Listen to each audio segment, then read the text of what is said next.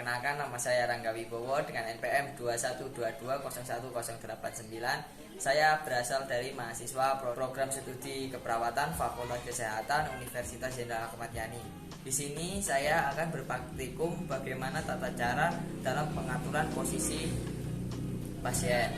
Nah, tujuannya itu untuk memudahkan jalan nafasnya pasien dan memudahkan sirkulasi darah kepada pasien, membuka ekstasi agar lebih luasnya dada pasien untuk bergerak, dan selanjutnya untuk memudahkan pasien untuk makan dan pemberian terapi. Nah, tanpa berlama-lama kita simak videonya dan saya akan melakukan tindakannya. Yang pertama kita adalah tahap perkenalan dulu kepada pasien untuk memberitahu tindakannya. Assalamualaikum Pak. Dengan Bapak siapa? Pak. Umurnya berapa Pak? 13. Umur 13 Pak. Untuk alamatnya Pak? Lebih banyak. Saya boleh mencocokkan dengan blank tangannya Pak ya? Ya dulu Pak. Oh iya, sama ya Pak ya. Di sini perkenalan dulu Pak. Nama saya Perawat Rangga Wibowo. Saya di sini akan memberikan tindakan pengaturan posisi kepada Bapak ya Pak ya. Tujuannya agar Bapak jalan nafasnya itu lebih lancar, sirkulasi darahnya lebih teratur, dan untuk hal-hal yang lain itu lebih mudah ya Pak ya. Sebelumnya apa ada yang ditanyakan Pak? Baik, jika tidak ada, saya akan segera melakukan tindakannya Pak ya. Kurang lebih waktunya itu 10 menit. Mohon kerjasamanya Pak ya.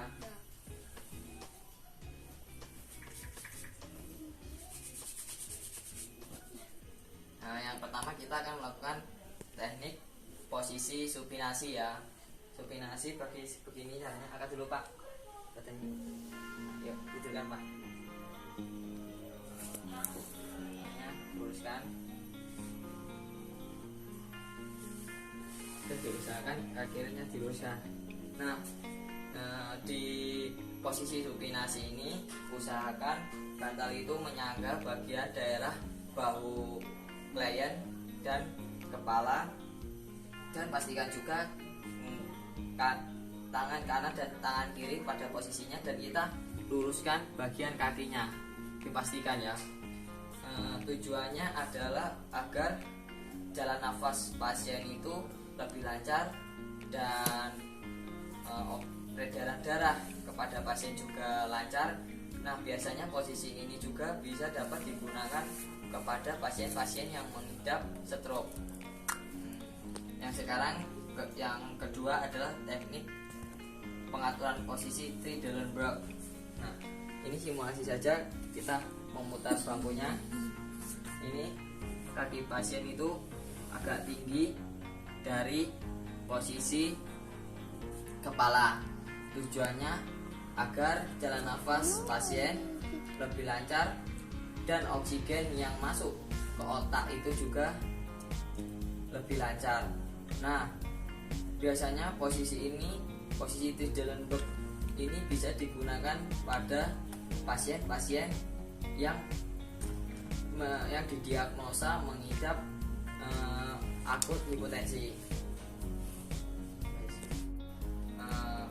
Sekarang adalah posisi semivolar. Semivolar adalah meninggikan bagian daerah sudut punggung dari 15 derajat hingga 45 derajat. Nah, jika alatnya memadai kita bisa mempraktekannya.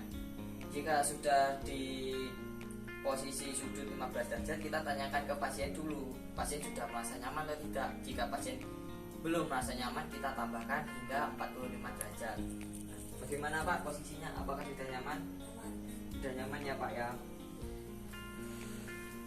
Nah, tujuannya ini adalah untuk pasien itu lebih mudah, sirkulasi udara pernapasan juga lebih mudah, dan ekstasi dada itu lebih terbuka. Sekarang yang keempat adalah pengaturan posisi Fowler. Pengaturan posisi Fowler ini bagian daerah punggung pasien dinaikkan ke sudut 45 derajat hingga kurang 90 derajat.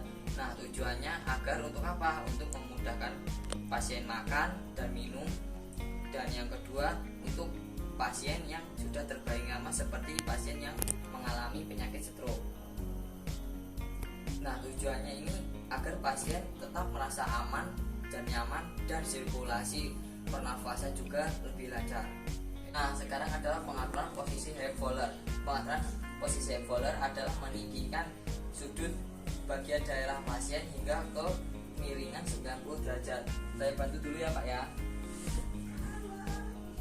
Nah, jika posisi atau tempat tidur tidak sampai hingga 90 derajat, kita boleh menyangganya memakai bantal. Nah, posisi ini dapat digunakan kepada pasien stroke atau pasien yang terbaring lama. Tujuannya agar pasien lebih nyaman, aman, dan jalan nafasnya pun lancar.